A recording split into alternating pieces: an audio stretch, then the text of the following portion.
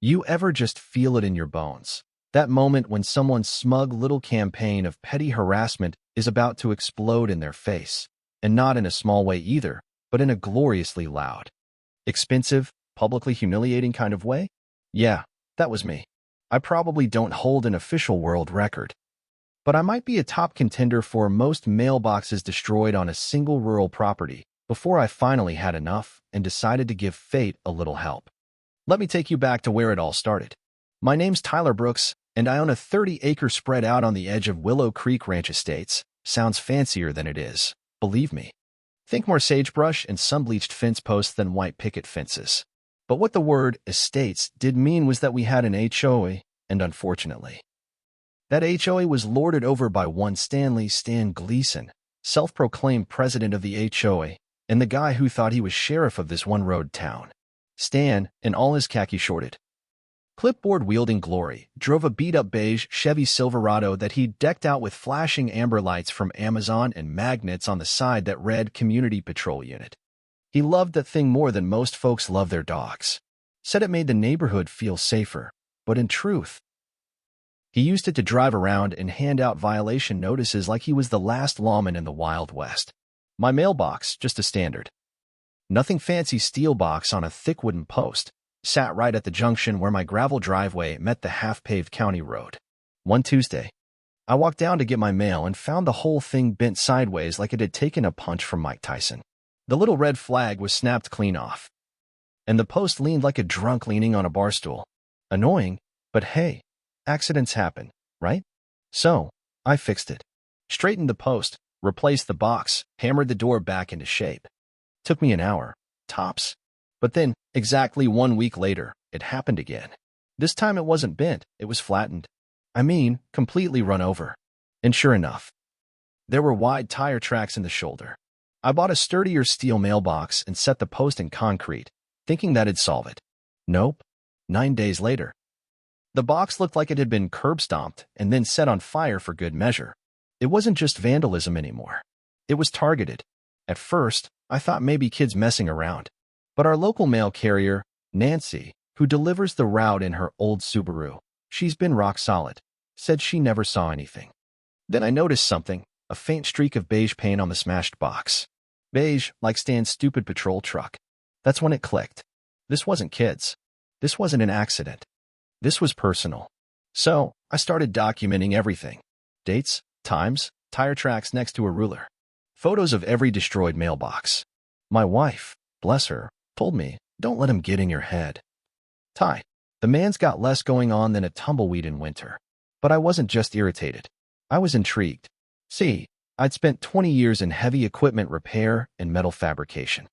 That meant I knew how to build things, real things, strong things. And the part of me that used to stress test crane booms for a living started looking at this as more than just a nuisance. It was a challenge. Mailbox number 4 didn't last much longer. This one had deep scratches along the side, a chunk of beige plastic embedded in the door, and the post was snapped off clean. I bagged the plastic like I was working CSI, Texas, and decided, okay, Stan wants a war? Let's give him one. First, I set up one of those cheap motion-activated wildlife cameras I had lying around from when raccoons kept breaking into my chicken coop.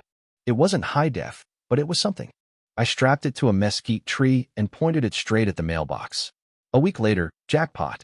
The footage was grainy, but there was no mistaking that big beige truck veering hard to the right where the mailbox used to stand. You couldn't see the impact, but you saw the swerve, the angle, the timing. That was enough for me. So, next time I saw him at the community board, giving some poor old lady grief about her non-HOA-approved bird bath, I walked up with the video playing on my phone. Stan, I said, we gotta talk. He barely glanced at the screen. Just looks like a truck driving down a road. Right? I replied. A truck that swerved right into my mailbox the same day it got flattened. Stan snorted. Maybe your box was in the road. Or maybe it was too flimsy. You should try building something sturdier. I just smiled. You're right. That's exactly what I'm gonna do. And that's when the real fun began. See, I'd read our HOA bylaws front and back. Most of it was garbage. What kind of pet breeds were allowed?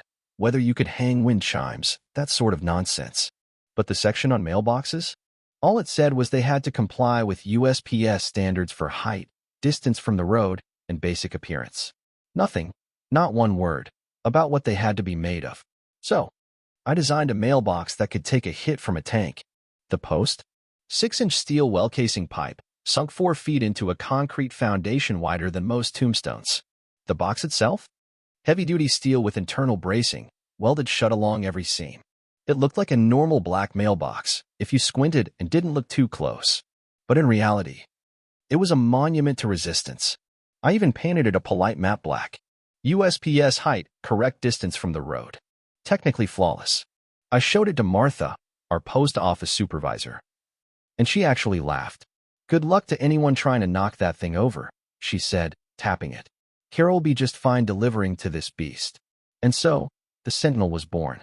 10 days went by. Stan drove past. Slowed down. Eyed it. Probably thought it was just another mailbox. Maybe a bit overbuilt by a guy who was tired of replacing mailboxes. Then came the 12th morning. It was 10:30 a.m. I was pretending to weed the front flower bed. My cameras were rolling, upgraded ones this time, with fast triggers and crystal clear resolution. Stan came rolling up, like he always did, that smug look on his face. And then he swerved. Just like before. Only this time, his truck hit the Sentinel. And stopped. The impact sounded like someone had dropped a piano onto a steel drum. His front bumper crumpled like an empty soda can. The airbags deployed.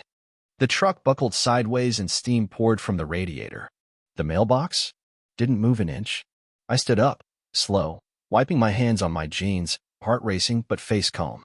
Stan stumbled out of his truck, shirt powdered from the airbag, eyes wide. "You planted a damn steel trap," he screamed. "Mailbox," I corrected. "Perfectly legal. Been here for 2 weeks. Just sitting there." "You're gonna pay for this," he yelled. "You'll see." By then, neighbors were poking their heads out. My buddy Caleb walked over, grinning.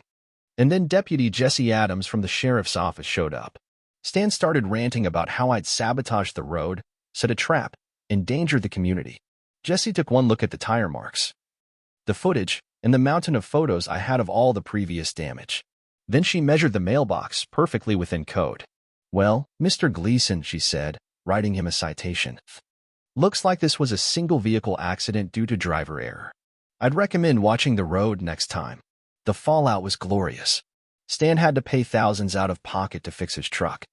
The HOA refused to cover any costs, and they stripped him of his community safety title within a week. At the next HOA election, he didn't even run. And my mailbox? The Sentinel still stands. Nancy, our mail carrier, gives it a little salute every time she pulls up. Sometimes, when folks drive by, they slow down and stare, words gotten around. Caleb says it's the most photographed mailbox in the county. And me? I sleep just fine. No more smashed mailboxes. No more petty power trips. Just peace. So, what's the wildest HOA drama you've ever had to deal with? Or maybe you've got your own clever solution to a neighborhood nuisance. Drop your story in the comments. I read every single one. And hey, if you enjoyed watching a bully get bulldozed by his own arrogance, hit that like button and subscribe for more real stories of justice, stubbornness, and one very solid mailbox.